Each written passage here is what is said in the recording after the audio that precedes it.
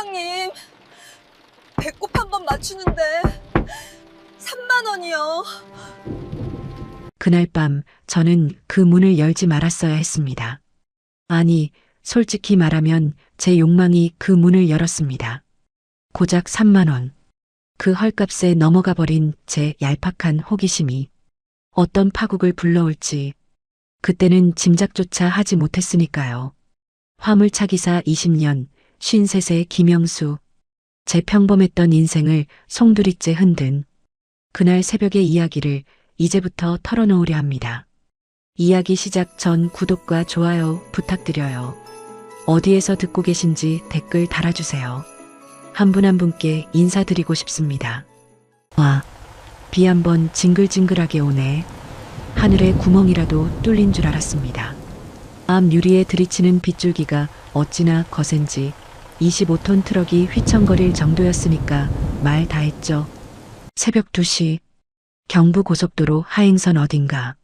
이 시간엔 개미 새끼 한 마리도 안 보이는 화물차 전용 주차장 구석. 깨어있는 건 미친 듯이 때려붓는 빗소리와 나 그리고 3년째 독수 공방 중인 호라비의 퀴퀴한 냄새뿐이었습니다. 후, 여보, 당신 가고 나니까 밤이 참 길다. 그치? 대답 없는 사진 속 안에는 3년 전 봄날처럼 웃고만 있고 솔직히 말해서 남자 나이 50이 넘었다고 욕망이 다 죽는 건 아니거든요.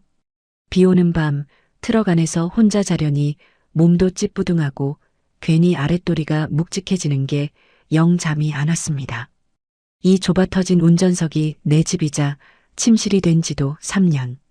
외로움도 이젠 지긋지긋합니다. 의자를 뒤로 젖히고 담배나 한 대 물려던 찰나였습니다. 쾅쾅쾅. 으아! 깜짝이야! 창문이 깨질 듯이 거칠게 두드리는 소리였습니다. 와, 진짜 심장이 입 밖으로 튀어나오는 줄 알았다니까요. 누구야? 강도인가? 아니면 귀신? 이런 폭우 속에 그것도 다들 잠든 휴게소 구석에 사람이 있을 리가 없잖아요. 등골이 서늘해져서 몽키 스패너를 꽉 쥐고 룸미러를 쓱 봤죠. 번개가 번쩍 하는데 웬 여자가 서 있는 겁니다. 우산도 없이 그 비를 다 막고 있는데 차림새가 딱 그쪽이었습니다. 속이 훤히 비치는 얇은 꽃무늬 원피스 하나 달랑 입었는데 비에 젖어서 그 얇은 천조각이 몸에 착 달라붙어 있었습니다. 나이는 얼추 내 또래나 됐을까? 얼굴은 창백한데 입술은 쥐 잡아먹은 듯 빨갛게 칠했고 딱 봐도 사연 있는 여자 아니면 노는 여자 같았죠. 나는 헛기침을 한 번 하고 창문을 아주 조금 내렸습니다. 누구셔? 여자가 창틈으로 젖은 얼굴을 들이밀었습니다. 진한 화장품 냄새가 빗물 냄새랑 섞여서 훅 끼치는데 묘하게 자극적이더군요. 사장님, 저 잠깐 문 좀 열어주세요. 목소리가 젖어 있었습니다. 떨리는 게 추워서인지 꼬시려는 건지 헷갈리더군요. 나는 짐짓 점잖은 척 물었죠. 아니, 이 새벽에 여기서 뭐 하는 겁니까? 무슨 일 있어요? 여자가 뜸을 들이더니 내 눈을 빤히 쳐다보며 말했습니다. 사장님, 3만 원에 다 해드릴게요. 3만 원? 순간 머리가 핑 돌았습니다. 요즘 세상에 3만 원짜리가 어디 있어? 바카스 아줌마들도 그 돈엔 안 할 텐데? 근데 이 여자가 지금 돈을 달라는 게 아니라 3만 원이면 된다고 하잖아요. 이거 서비스 하겠다는 소린가? 솔직히 갈등이 됐습니다. 아내는 죽었고 나는 외롭고 밖엔 비가 오고 젖은 꽃무늬 원피스 위로 드러난 여자의 실루엣을 보니까 침이 꼴깍 넘어가더라고요. 3만 원. 이면 뭘 해주는데? 나도 모르게 튀어나온 말이었습니다. 그러자 여자가 입술을 깨물더니 아주 작게 속삭였습니다. 사장님 하라는 거 다 할게요. 시키는 거 다. 제발 문만 열어주세요. 하라는 거 다 한다라. 그 말에 퓨즈가 끊어지는 것 같았죠. 에라 모르겠다. 귀신이면 어떻고 바카스 아줌마면 어떠냐. 오늘 밤 적적해 미치겠는데. 비 다 맞겠네. 일단 타쇼. 철컥. 잠금 장치를 풀자마자 여자가 기다렸다는 듯 조수석 문을 벌컥 열고 올라탔습니다. 쾅 하고 문이 닫히니까 차 안에는 순식간에 여자 냄새가 꽉 찼습니다. 싸구려 향수 냄새, 비릿한 빗물 냄새, 그리고 여자의 살 냄새. 여자는 타자마자 몸을 웅크리고 덜덜 떠는데 꽃무늬 치마 아래로 하얀 허벅지가 살짝 보였습니다. 히터를 틀어주면서 곁눈질로 훑어봤죠. 가까이서 보니까 얼굴이 꽤 반반합니다. 고생은 좀 한 것 같아도 새끼가 있어 보인달까? 고맙습니다. 고맙습니다, 사장님. 아니, 고마운 건 됐고 3만 원이면 된다고 했죠? 여기서 할 건가? 아님 어디 조용한 데로 가요? 내가 좀 노골적으로 물었습니다. 어차피 3만 원 내고 즐기려는 건데 돌려 말할 거 뭐 있습니까? 그런데 여자가 대답을 안 하고 자꾸 룸미러를 힐끔거리는 겁니다. 마치 누가 쫓아오나 감시하는 것처럼. 그러더니 주머니에서 꼬깃꼬깃한 다 젖은 1,000원짜리 몇 장을 꺼내려다 손을 멈칫하더군요. 그녀가 젖은 옷을 추스르는데 내 눈에 딱 들어오는 게 있었습니다. 실내등 불빛 아래 그녀의 얇은 꽃무늬 소매 안쪽으로 붉은색 액체가 배어나오고 있었던 겁니다. 비에 젖은 게 아니었습니다. 저건 분명 피였죠. 순간적으로 흥분이 싹 가시더군요. 단순히 몸 파는 여자가 아니다. 피를 흘리고 뒤를 경계하고 3만 원에 뭐든 하겠다는 여자. 내 심장이 쿵 하고 내려앉았습니다. 이봐요. 거기 피 나는데 다친 거 아니에요? 내 말에 여자의 동공이 지진난 듯 흔들렸습니다. 그녀는 황급히 소매를 잡아당겨 상처를 가리며 내 쪽으로 몸을 바짝 붙였습니다. 아까와는 전혀 다른 공포에 질린 눈빛으로 말이죠. 아니에요. 넘어진 거예요. 사장님, 출발해요. 제발 빨리요. 그놈들이 오고 있어요. 놈들? 그 순간 직감했습니다. 내가 오늘 밤 건드려선 안 될 걸 건드렸구나. 놈들이라니? 누가 쫓아오기라도 한다는 겁니까? 내가 룸미러를 보며 다급하게 물었지만 여자는 대답 대신 고개를 푹 숙인 채 바들바들 떨기만 했습니다. 비에 젖은 얇은 원피스 어깨 끈이 흘러내릴 듯 위태로워 보였습니다. 등골이 오싹했죠. 이거 진짜 잘못 엮인 거 아닌가? 지금이라도 경찰에 신고해야 하나 싶었는데 여자가 젖은 손으로 내 팔뚝을 덥석 잡았습니다. 사장님, 출발해요. 제발이요. 여기서 잡히면 저 죽어요. 그 소나기 힘이 어찌나 센지 내 팔뚝에 손톱 자국이 날 정도였습니다. 그 절박한 눈빛, 짙은 화장 사이로 보이는 핏발선 눈을 보는데 차마 내리라는 말이 안 나왔습니다. 에라 모르겠다. 일단 이 자리는 피하고 보자 싶어서 시동을 걸었죠. 부르릉. 25톤 트럭 엔진이 거칠게 울부짖고 나는 엑셀을 밟았습니다. 육중한 트럭이 빗길을 가르며 고속도로 본선으로 합류했습니다. 와이퍼는 여전히 춤을 추고 차 안엔 어색한 침묵만 감돌았죠. 여자는 힐끔힐끔 사이드미러를 보면서 누가 따라오나 감시했습니다. 한 10분쯤 달렸나? 뒤따라오는 차가 없는 걸 확인하고서야 여자가 긴장이 좀 풀리는지 등받이에 몸을 기댔습니다. 히터 열기에 젖은 옷이 마르기 시작하니까 차 안 공기가 묘해졌습니다. 싸구려 분 냄새랑 꿉꿉한 빗물 냄새, 그리고 여자살 냄새가 섞여서 코를 찌르는데 나이 먹은 호라비 가슴이 괜히 쿵쾅거렸습니다. 곁눈질로 쓱 보니까 얇은 꽃무늬 원피스가 말라붙어서 몸매가 훤히 드러나는 게 거참. 정신 차려라 김영수. 내가 짐승이냐. 나는 속으로 허벅지를 꼬집으며 아까 그 3만 원 얘기를 다시 꺼냈습니다. 자, 이제 좀 진정됐으면 말해봐요. 아까 3만 원이면 된다고 했죠? 내가 넌지시 운을 떼니까 여자가 헝클어진 머리카락을 귀 뒤로 넘기면서 나를 쳐다봤습니다. 실내등 불빛 아래서 보니까 눈가에 주름은 좀 있어도 이목구비가 꽤 곱상했습니다. 딱 노는 여자들 차림새인데 얼굴엔 왠지 모를 귀티가 남아 있었죠. 네. 약속은 지킬게요, 사장님. 3만 원만 주시면 시키는 거 다 해요. 좋아요. 그럼 뭐 어디 휴게소 화장실이라도 갈까? 아니면 차 뒤에 침대 칸에서? 일부러 좀 짓궂게 물어봤습니다. 반응 좀 보려고요. 그런데 여자가 뜻밖의 대답을 하는 겁니다. 저기, 사장님, 죄송한데, 저 부산까지만 좀 태워주시면 안 될까요? 예, 부산요? 네, 부산까지만 데려다 주시면.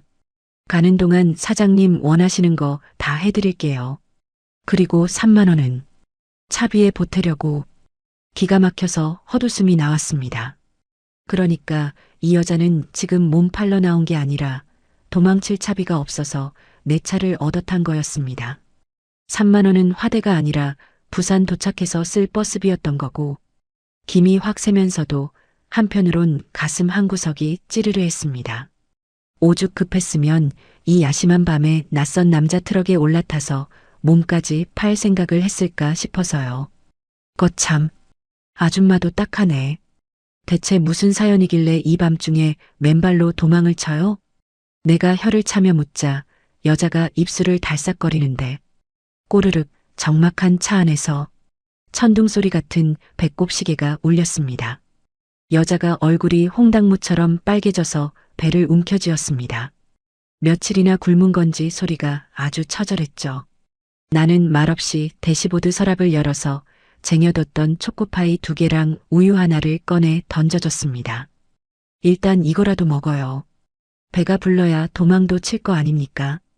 여자가 고맙습니다 소리를 연발하더니 포장지를 뜯어서 허겁지겁 입에 넣기 시작했습니다.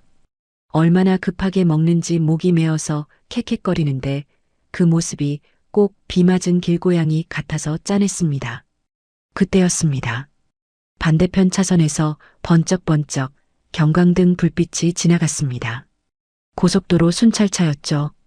그냥 지나가는 차일 뿐인데 불빛이 트럭 안을 훑고 지나가자마자 여자가 비명을 지르며 대시보드 밑으로 몸을 구겨 넣었습니다.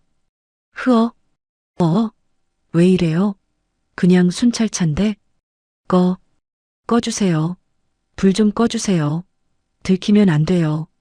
여자가 사시나무 떨듯 떨면서 내 바지가랑이를 잡고 매달리는데 손에 들고 있던 우유팩이 터져서 바닥에 줄줄 흘렀습니다. 흰 우유가 붉은색 바닥 매트를 적시는데 내 눈엔 그게 꼭 핏물처럼 보였습니다. 그리고 여자의 머리카락이 내 허벅지 안쪽에 닿았는데 순간 숨이 턱 막혔죠. 나는 급하게 실내등을 껐습니다. 어둠 속에 여자의 거친 숨소리만 들려왔죠. 단순히 빚쟁이한테 쫓기는 게 아닌가. 경찰차만 보고도 저렇게 기겁을 하는 걸 보면 혹시 수배자? 내 심장이 쿵쾅거리기 시작했습니다. 이봐요 아줌마. 혹시 큰 죄라도 지었어요? 경찰이 쫓는 겁니까? 내가 조심스럽게 물으려는데 여자가 고개를 들고 나를 쳐다봤습니다. 어둠 속에서 번들거리는 그 눈빛. 아까의 겁먹은 눈빛과는 달랐습니다. 뭔가 결심한 듯 하지만 도끼가 서린 눈빛. 사장님, 묻지 마세요. 알면 사장님도 다쳐요. 와, 소름이 쫙 돋았습니다. 밀폐된 이 공간에 나랑 이 여자 단둘뿐인데 갑자기 여자가 자세를 고쳐 앉더니 젖은 꽃무늬 원피스의 지퍼 쪽으로 손을 가져갔습니다. 그리고 나를 보며 묘한 미소를 지었죠. 밥값은 해야죠. 사장님. 그 말을 하면서 여자가 원피스 지퍼를 천천히 내리기 시작했습니다. 치익 좁은 차 안에서 지퍼 내려가는 소리가 어찌나 크게 들리던지 내 고막을 찢는 것 같았습니다. 솔직히 말해서 침이 꼴깍 넘어가더군요. 비에 젖어 착 달라붙은 옷이 벗겨지면 어떤 살결이 나올까. 3년 동안 여자라곤 그림자도 못 본 호라비한테 이건 거부하기 힘든 유혹이었습니다. 하지만 고속도로 갓길에서 이럴 수는 없잖아요. 나는 핸들을 급하게 꺾어 비상주차대 쪽으로 차를 밀어 넣었습니다. 헤드라이트를 끄니까 차 안은 완벽한 어둠에 잠겼고 오직 빗소리만 타닥타닥 들려왔죠. 분위기 한번 기가 막혔습니다. 여기서 할까요? 여자가 떨리는 목소리로 물으며 어깨를 살짝 비틀었습니다.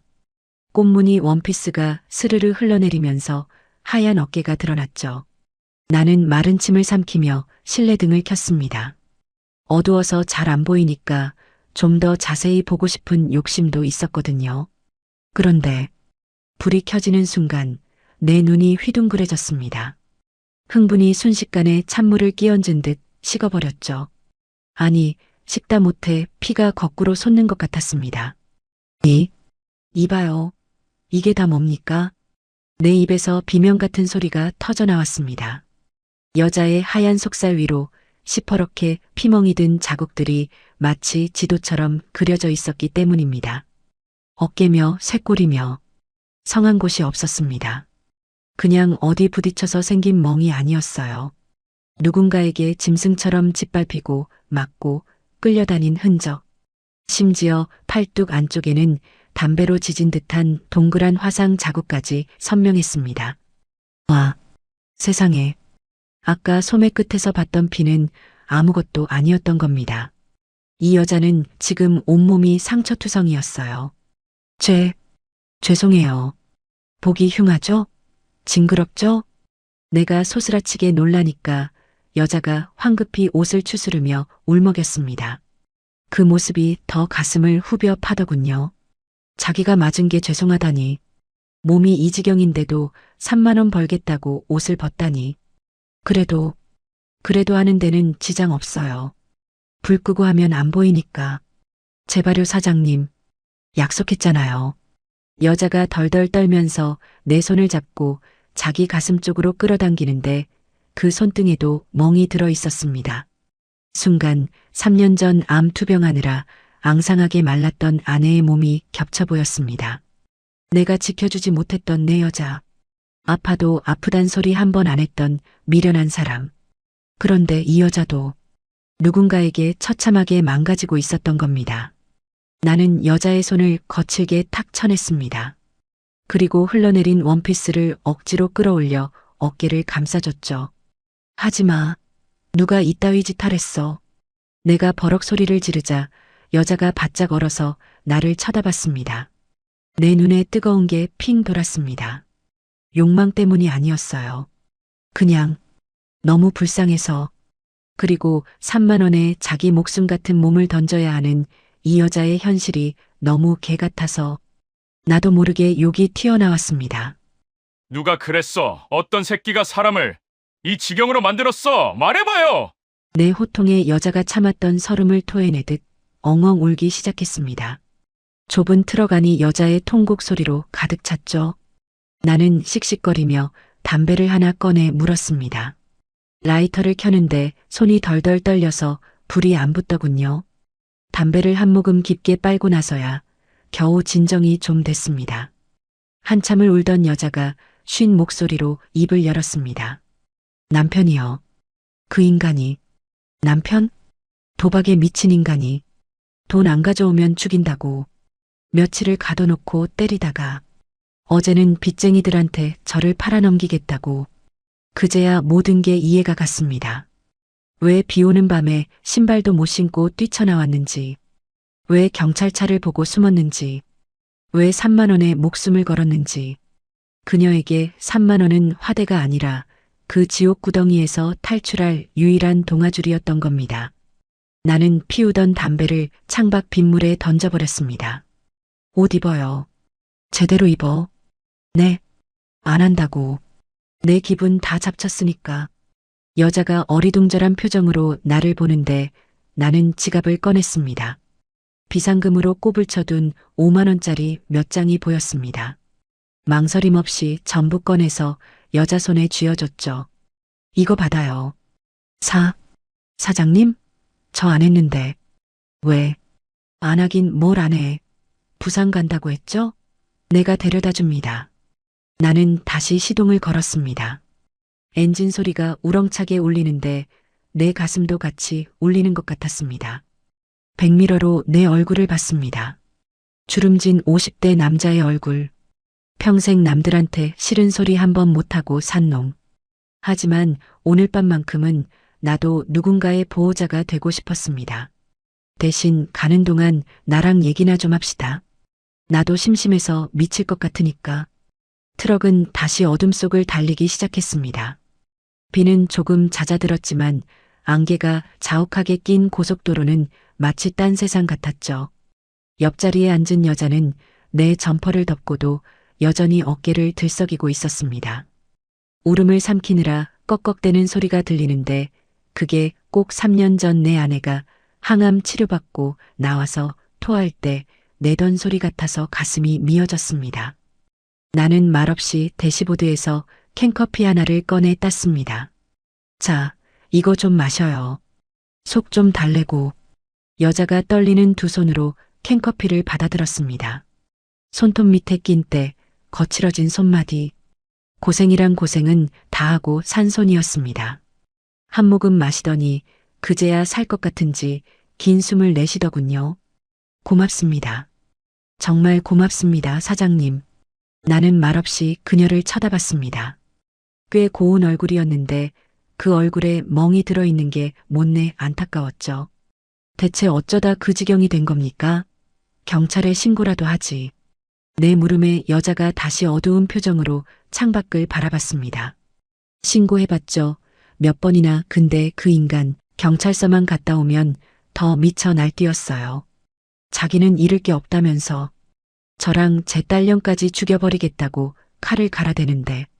딸이 있어요? 네. 고3이에요. 공부 참 잘하는데. 그 인간이 딸내미 대학 등록금까지 훔쳐다가 도박판에 꼬라박았어요. 그거 찾으러 갔다가. 여자는 말을 잇지 못하고 입술을 깨물었습니다. 아까 봤던 그 끔찍한 멍자국들이 어떻게 생겼는지 안 봐도 비디오였습니다. 등록금 내놓으라고 악을 쓰는 아내를 그 짐승 같은 놈이 개 패듯이 팼겠죠. 그리고 빚쟁이한테 팔아넘기겠다는 협박까지. 지옥이 따로 없었을 겁니다. 그래서 딸은 어쩌고 혼자 나왔어요? 딸은 친구 집에 피신시켰어요.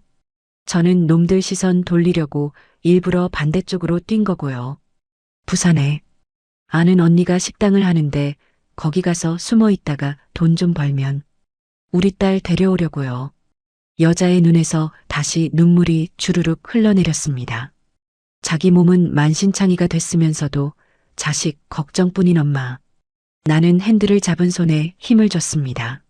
화가 치밀어서 견딜 수가 없었거든요.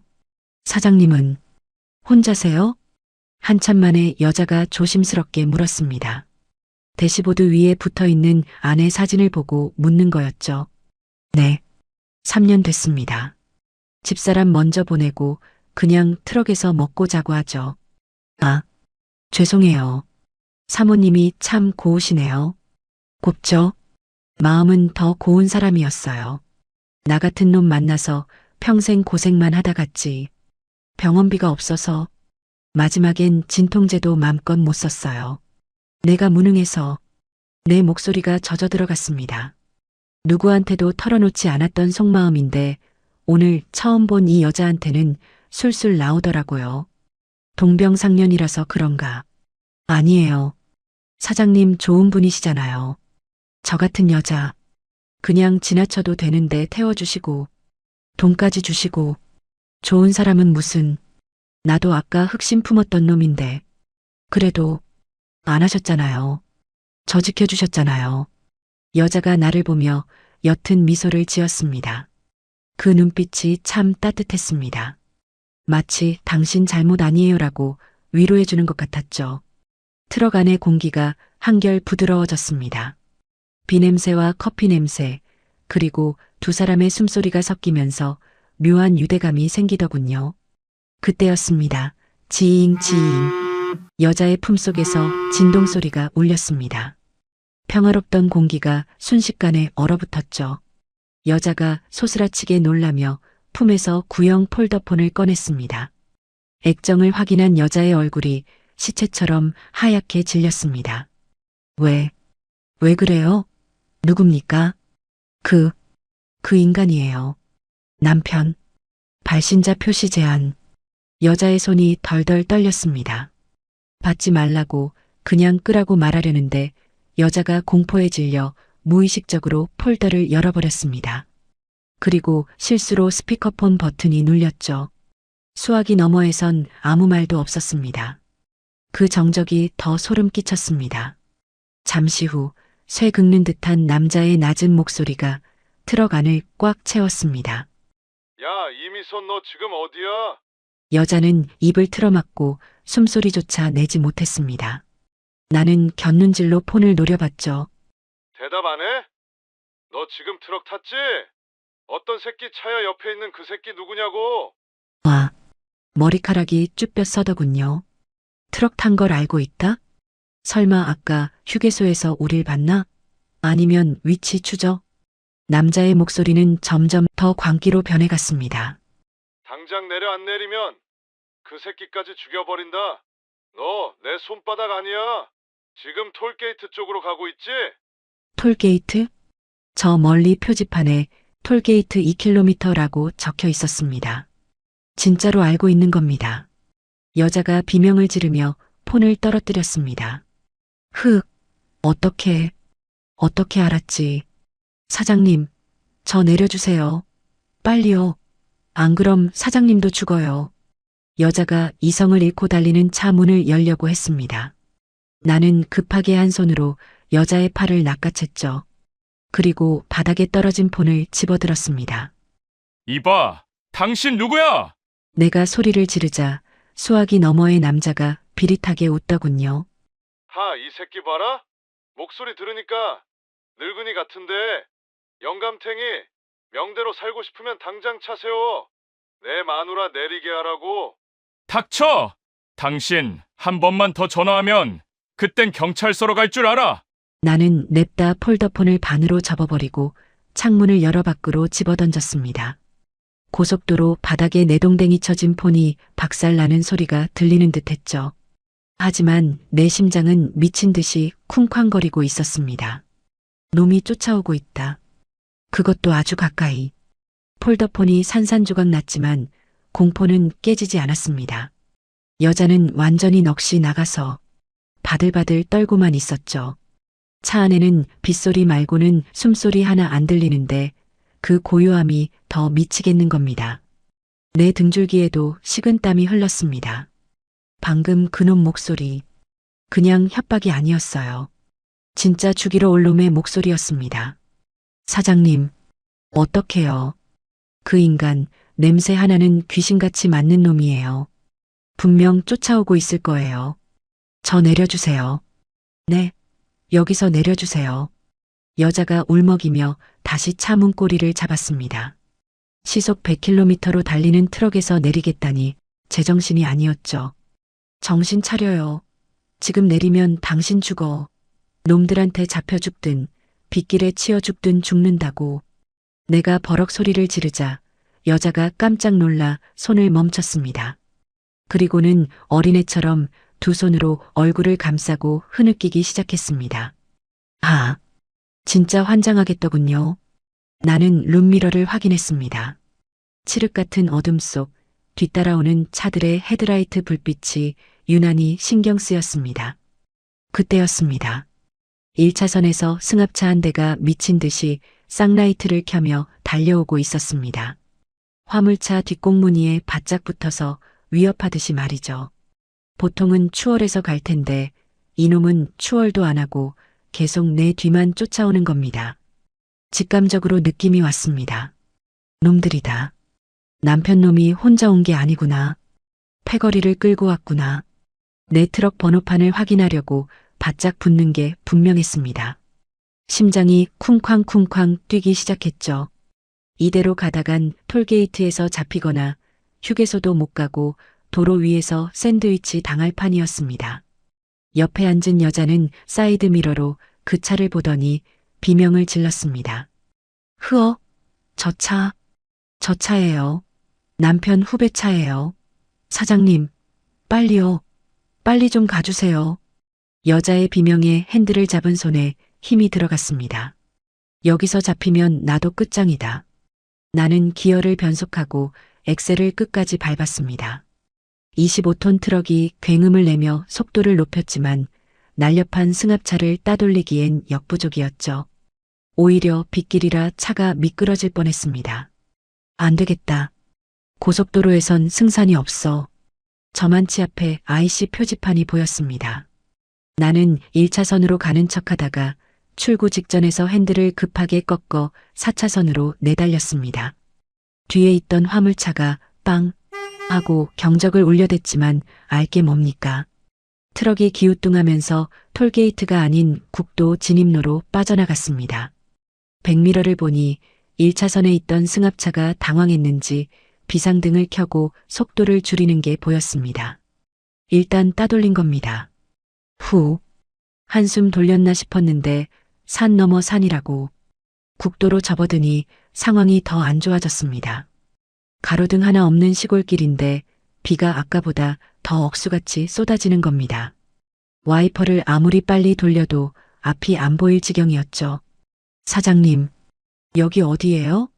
우리 어디로 가는 거예요? 나도 몰라요. 일단 놈들 눈 피해서 아무데나 가는 겁니다. 조용히 좀 해요. 나도 초행길이라 긴장되는데 여자까지 옆에서 불안해하니까 미치겠더군요. 설상가상으로 내비게이션도 먹통이 됐습니다.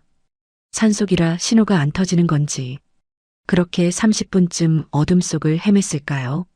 앞에 작은 다리가 하나 나왔는데 불어난 강물 때문에 다리 위까지 물이 넘실거리고 있었습니다. 범람 직전이었습니다.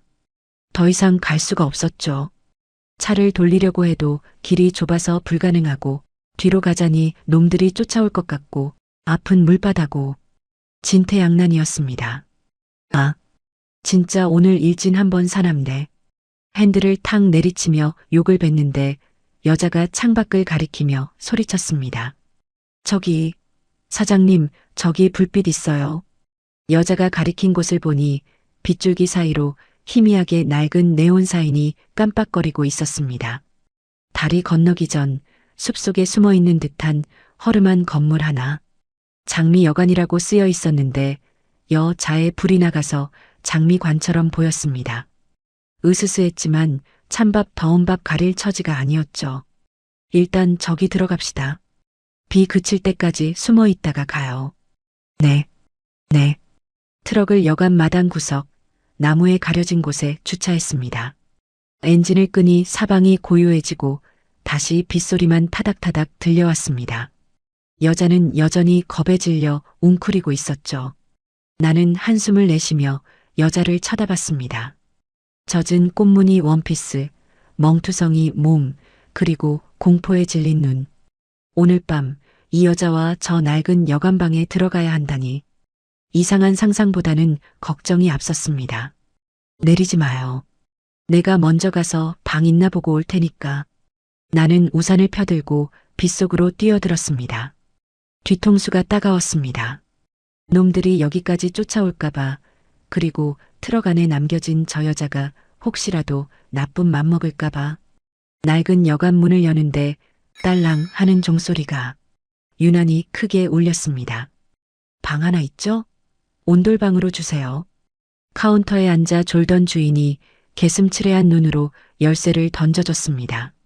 돈을 치르고 나오는데 트럭 조수석에 웅크리고 있는 여자가 보이더군요. 그 모습이 꼭 비 맞은 강아지 같아서 마음이 짠했습니다. 우산을 씌워 데리고 들어오는데 여자는 건물이 무너지기라도 할 것처럼 불안해하며 자꾸 뒤를 돌아봤습니다. 걱정 말아요. 여기까진 못 쫓아옵니다. 놈들도 비 때문에 발 묶였을 거예요. 삐거덕거리는 낡은 문을 열고 들어간 203호. 방골이 말이 아니었습니다. 곰팡이 냄새가 훅 끼치고 벽지는 누렇게 떴고 그래도 비를 피할 수 있다는 것만으로도 감지덕지였죠. 방 한가운데 덩그러니 놓인 낡은 침대 하나. 여자는 문가에 서서 신발도 못 벗고 우물쭈물하고 있었습니다. 뭐예요? 들어가요. 씻고 옷부터 좀 말려요. 저기, 사장님은 나는 잠깐 나갔다 올 테니까 문 잠그고 있어요. 아무한테도 열어주지 말고. 나는 짐을 풀기도 전에 다시 빗속으로 나갔습니다. 근처 편의점에서 컵라면 2개, 소주 1병, 그리고 파스랑 연고를 샀습니다. 돌아와서 문을 두드리니까 안에서 누구세요? 하고 기겁을 하더군요. 나라고 하니까 그제야 문을 열어주는데 안도하는 그 눈빛을 보니 내가 다 울컥했습니다. 자, 이거 입어요. 내 거라 좀 크겠지만 젖은 옷보단 나을 겁니다. 나는 트럭에서 가져온 내 여벌 추리닝과 티셔츠를 던져줬습니다. 여자가 화장실 가서 옷을 갈아입고 나오는데 헐렁한 티셔츠를 입은 모습이 왜 그리 작아 보이던지 나는 컵라면에 물을 붓고 사온 약봉지를 침대 위에 툭 던졌습니다. 등이랑 어깨, 손 안 닿을 거 아니요. 약 발라야지. 여자가 약봉지를 보더니 눈이 휘둥그레졌습니다. 나를 쳐다보는 눈시울이 붉어지더군요. 사장님, 저한테 왜 이렇게까지 시끄러워요. 흉지면 나중에 딸내미 보기 부끄러울 거 아냐. 이리 대봐요. 여자가 주저하다가 침대 끝에 걸터 앉아 등을 돌렸습니다. 티셔츠를 살짝 걷어 올리는데 다시 봐도 처참했습니다. 시퍼런 멍, 손톱 자국, 화상 흉터. 나는 연고를 짠 손가락을 떨지 않으려고 애쓰며 상처 위에 발랐습니다. 살이 닿자 여자가 하고 작게 신음을 흘렸습니다. 그 소리가 야하게 들리기는커녕 내 가슴을 후벼 팠습니다. 어떤 놈인지 잡히면 내가 죽여버린다. 분노를 꾹꾹 누르며 파스까지 붙여줬습니다. 약 바르는 내내 여자는 숨죽여 울고 있었죠. 그렇게 약을 다 발라주고 둘이 앉아 컵라면을 먹는데 참 기분이 묘했습니다. 처음 본 여자랑 낡은 여관방에서 라면을 먹고 있다니. 근데 그게 싫지가 않았습니다. 마치 오래된 부부처럼 편안했거든요. 자, 이제 잡시다. 내일 또 움직여야지. 내가 이불을 펴니까 여자가 화들짝 놀라며 침대에서 내려오려 했습니다. 사장님, 침대에서 주무세요. 제가 바닥에서 잘게요. 아, 됐어요. 나는 허리가 안 좋아서 침대에서 못 자요. 바닥이 편해. 나는 거짓말을 하고 억지로 여자를 침대에 눕혔습니다. 그리고 나는 현관문 바로 앞 차가운 바닥에 이불을 깔고 누웠죠. 혹시라도 놈들이 들이닥치면 내가 제일 먼저 막아야 하니까요. 사장님, 불 끕니다. 자요. 불을 끄니 빗소리가 더 크게 들렸습니다. 등을 돌리고 누웠지만 잠이 올 리가 없죠.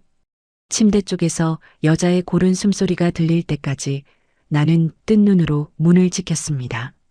3년 전 아픈 아내 곁을 지킬 때처럼 오늘 밤은 내가 이 여자의 보디가드다 생각하면서요.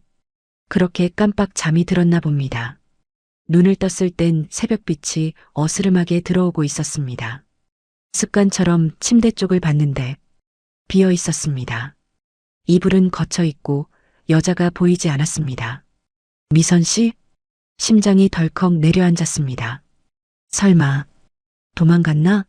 돈 들고? 아니면 놈들이 끌고 갔나? 나 자는 사이에? 그때였습니다.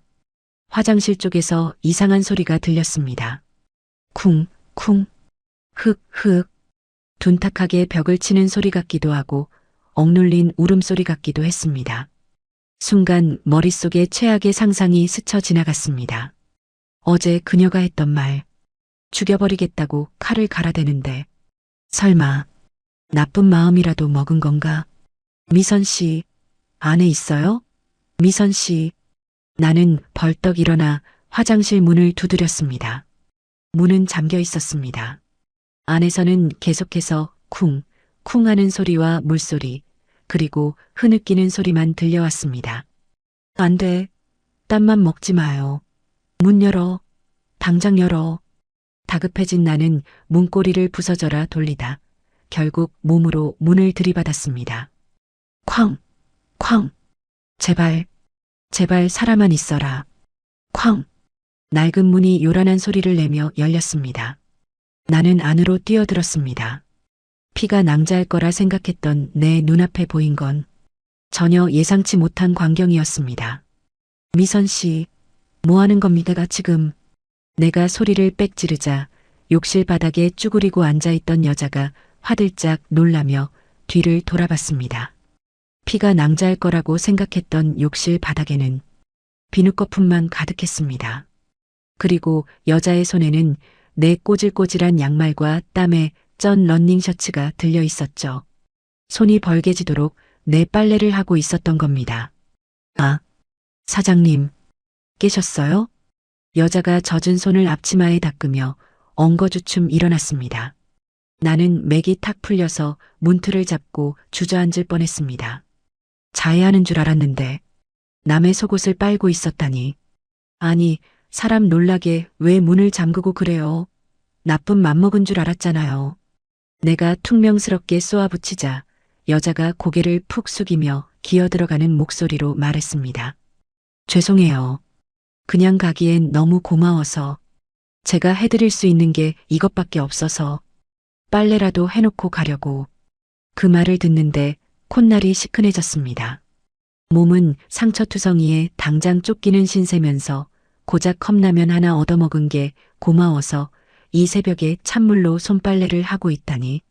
이 여자 진짜 바보같이 착해 빠진 여자구나. 나는 뺐다시피 빨래를 걷어서 대야에 던져 넣었습니다. 됐으니까 나와요. 빨래는 세탁기가 하는 거지 사람이 하는 거 아닙니다. 얼른 갑시다. 해 뜨면 놈들이 더 설칠 테니까. 우리는 도망치듯 여관을 빠져나왔습니다. 다행히 비는 그쳤지만 안개는 여전했죠. 트럭에 다시 시동을 걸고 부산을 향해 달리기 시작했습니다. 1시간쯤 달렸을까? 저 멀리 부산 톨게이트가 보이기 시작하는데 분위기가 심상치 않았습니다. 평소엔 그냥 통과하던 하이패스 차로까지 경찰차들이 막아서고 차들을 한 대씩 세워서 검문을 하고 있는 겁니다. 왜 저러지? 나는 본능적으로 브레이크를 밟았습니다. 옆에 앉은 미선 씨의 얼굴이 백지장처럼 하얗게 질렸습니다. 설마 그 인간이 신고한 걸까요? 가능성 있어요. 도난 신고를 냈거나 납치 신고를 냈거나. 아무튼 지금 조수석에 여자를 태우고 지나가면 100% 걸립니다. 앞차들이 줄줄이 서고 우리 차례가 다가오고 있었습니다. 내릴 수도 차를 돌릴 수도 없는 상황. 미선 씨가 사시나무 떨듯 떨며 내 팔을 잡았습니다. 사장님, 저 여기서 내릴게요. 저 때문에 사장님까지 잡혀가요. 가만히 있어봐요. 방법이 있으니까.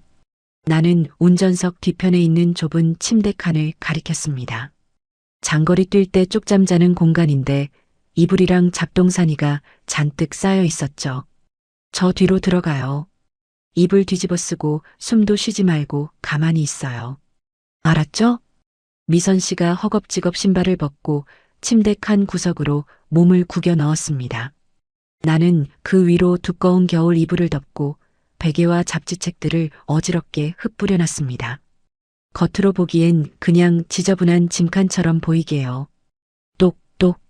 창문을 두드리는 소리에 고개를 돌리니 경찰관이 경례를 붙이고 있었습니다. 나는 침을 꼴깍 삼키고 창문을 내렸죠. 수고하십니다. 무슨 일입니까? 예, 선생님. 검문 검색 중입니다. 혹시 오시면서 수상한 승합차나 갓길에 서 있는 여자분 못 보셨습니까? 승합차의 여자.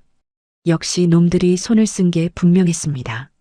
심장이 쿵쿵 뛰었지만 나는 최대한 태연하게 하품을 하며 대답했습니다. 아니요, 비가 너무 많이 와서 앞도 잘 안 보이던데. 못 봤습니다. 아, 예. 알겠습니다. 협조 감사합니다. 혹시 모르니 면허증 좀 보여주시겠습니까? 나는 지갑에서 면허증을 꺼내 건넸습니다. 경찰관이 면허증을 조회하는 동안 그 예리한 눈빛이 트럭 내부를 훑기 시작했습니다. 대시보드, 조수석, 그리고 운전석 뒤편 침대 칸까지. 제발 들키지 마라. 내 등줄기에 식은땀이 한 줄기 흘러내렸습니다. 그때였습니다. 경찰관의 시선이 조수석 옷걸이에 멈췄습니다. 아차, 아까 미선 씨가 입고 있던 젖은 꽃무늬 원피스를 말리려고 거기에 걸어둔 걸 깜빡한 겁니다. 선생님, 혼자 운행하신다고 하지 않으셨습니까? 경찰관의 목소리가 낮아졌습니다. 손이 허리춤에 있는 무전기로 가더군요. 네, 혼자 맞는데요. 그럼 저 여자 옷은 뭡니까? 금방 젖은 것 같은데. 아, 머릿속이 하얘졌습니다. 여기서 말 한마디 잘못하면 끝장이다. 침대 칸 이불 속에서 미선 씨의 숨소리가 들리는 것만 같았습니다. 나는 룸미러로 경찰관의 눈을 똑바로 쳐다보며 아주 덤덤하게 하지만 씁쓸하게 입을 열었습니다. 아, 저거요. 집사람 옷입니다. 집사람요? 사모님은 어디 계신데요? 3년 전에 먼저 갔습니다. 오늘이 기일이라 저 옷 입고 좋아했던 바닷가나 한번 보여주려고 챙겨 나왔는데 비가 와서 젖었네요. 나는 대시보드 위에 붙은 아내의 영정 사진을 턱짓으로 가리켰습니다. 경찰관이 사진 속 아내와 옷걸이에 걸린 촌스러운 원피스 그리고 내주름진 얼굴을 번갈아 보더군요. 잠시 후 경찰관의 표정이 누그러졌습니다. 아, 그러셨군요. 죄송합니다. 제가 실례했습니다. 아닙니다. 고생하십시오. 경찰관이 거수경례를 하며 길을 터줬습니다. 창문을 올리고 톨게이트를 빠져나오는 순간 다리에 힘이 풀려서 엑셀을 밟을 수가 없었습니다. 진짜 10년 감수했다는 게 이런 거구나 싶었죠. 미선 씨, 이제 나와도 돼요. 지났어요. 내 말에 뒤쪽 이불이 들썩거리더니 미선 씨가 땀에 젖은 얼굴을 내밀었습니다. 눈물 범벅이 된 채로 나를 보는데 나는 피식 웃음이 나오더군요. 거참, 우리 마누라가 죽어서도 사람 하나 살리네. 부산 톨게이트를 무사히 통과하고 우리는 한참을 더 달려 시내 외곽의 한 허름한 식당 골목에 도착했습니다. 날이 밝아오고 있었습니다. 밤새 내리던 비도 그치고 구름 사이로 붉은 아침 해가 떠오르고 있었죠. 미선 씨는 트럭에서 내려 헝클어진 머리를 매만졌습니다. 이제 진짜 헤어질 시간이었습니다. 사장님, 정말 고마웠어요. 이 은혜 평생 안 잊을게요. 미선 씨가 연신 고개를 숙였습니다. 나는 짐짓 덤덤한 척하며 주머니에서 아까 준비해둔 봉투를 꺼냈습니다. 어젯밤 편의점에서 급하게 뽑은 현금, 내 비상금 전부인 30만 원이 들어있는 봉투였죠. 자, 이거 받아요. 미선 씨가 봉투를 열어보더니 화들짝 놀라며 다시 내밀었습니다. 어머, 사장님, 이거 너무 많아요. 저는 차비 3만 원만 있으면 되는데 3만 원 가지고 뭘 합니까? 밥도 먹고 찜질방이라도 가서 좀 씻고 옷도 사 입어야 할 거 아니에요. 그리고 딸내미 데려오려면 돈 필요하다면서요. 그래도 이건 너무 큰 돈이에요. 제가 무슨 염치로. 염치 따지지 말고 그냥 받아요. 나한테 빚진 거라 생각하고 나중에 돈 많이 벌면 그때 갚으라고요. 알겠습니까? 국밥 한 그릇 사줘도 되고. 내가 짐짓 호통을 치자 미선 씨의 눈에서 다시 닭똥 같은 눈물이 뚝뚝 떨어졌습니다. 그녀는 떨리는 손으로 봉투를 꼭 쥐더니 갑자기 내 앞에서 무릎을 꿇고 큰 절을 올리는 겁니다. 아스팔트 바닥에 머리를 조아리며 엉엉 우는데 사람들이 쳐다보는 것도 아랑곳하지 않았습니다. 사장님, 정말 감사합니다. 저 죽지 않고 살게요. 악착같이 살아서 이 은혜 꼭 갚을게요. 나는 황급히 그녀를 일으켜 세웠습니다. 내 눈시울도 뜨거워졌습니다. 3년 전 아내를 보낼 때 잡았던 손의 온기가 다시 느껴지는 것 같았습니다. 됐습니다. 은혜 같은 거 갚을 생각 말고 그냥 잘 살아요. 그놈한테 잡히지 말고 딸이랑 행복하게. 그거면 됩니다. 나는 그녀의 등을 떠밀었습니다. 더 있다가는 내가 울어버릴 것 같아서 황급히 트럭에 올라탔죠. 시동을 걸고 백미러를 보니 미선 씨가 내 트럭이 보이지 않을 때까지 손을 흔들고 있었습니다. 아침 햇살을 받아 반짝이는 그녀의 눈물이 내 가슴에 깊이 박혔습니다. 그렇게 우리는 헤어졌습니다. 다시는 못 볼 인연이라고 생각했죠. 1년 후, 어느 화창한 봄날 오후였습니다.